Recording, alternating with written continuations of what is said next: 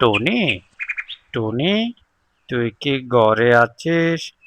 আজকে কি আমরা বনে বের হব না?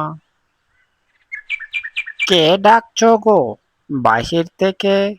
কে কবুতর দাদা নাকি? ভিতরে আসো, ঘরের ভিতরে আসো না, তুমি বাহিরে কেন?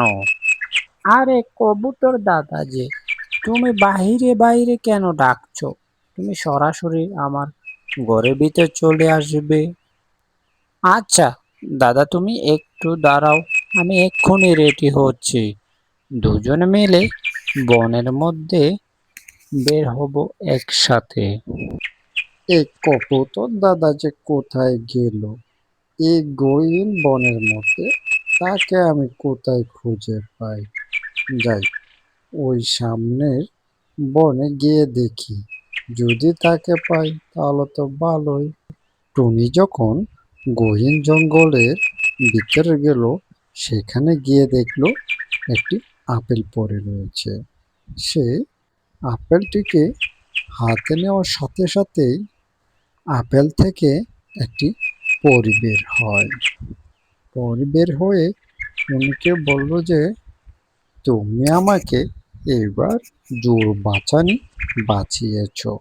জাদুকর ডাইনি আমাকে জাদু করে এই আপেলের রূপান্তরিত করে এই বনের গহীনে ফেলে দিয়েছে।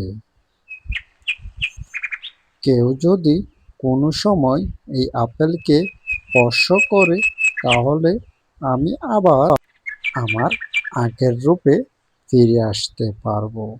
তুমি আমাকে যে উপকার করেছো তুমি যে আমাকে উপকার করেছো, তার জন্য তোমাকে আমি একটি পুরস্কার দেব। পুরস্কার হিসেবে তোমাকে একটি স্বর্ণের মুকুট দেব। তা দিয়ে তুমি সারা জীবন বিক্রি করে করে চলতে পারবে। টুনি পরীর দেওয়া স্বর্ণের উপহারটা তার ঘরে নিয়ে আসলো। সেখান থেকে সে একটু একটু বিক্রি করে তার তার সংসার চালাতে লাগলো। এভাবে তার সংসারের জীবনে কষ্ট দুঃখ সব আস্তে আস্তে দূর হয়ে গেল। এগুলো বনের অন্যান্য পাখিরা দেখে খুবই হিংসায় জ্বলছিল। বনের অন্যান্য পাখিরা তা দেখে টুনির বাড়িতে চলে আসলো।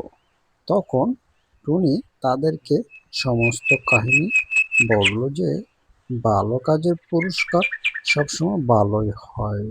তোমরা সততা ও আদর্শের সাথে চলো, তোমরাও জীবনে কিছু পুরস্কার পেতে পারো।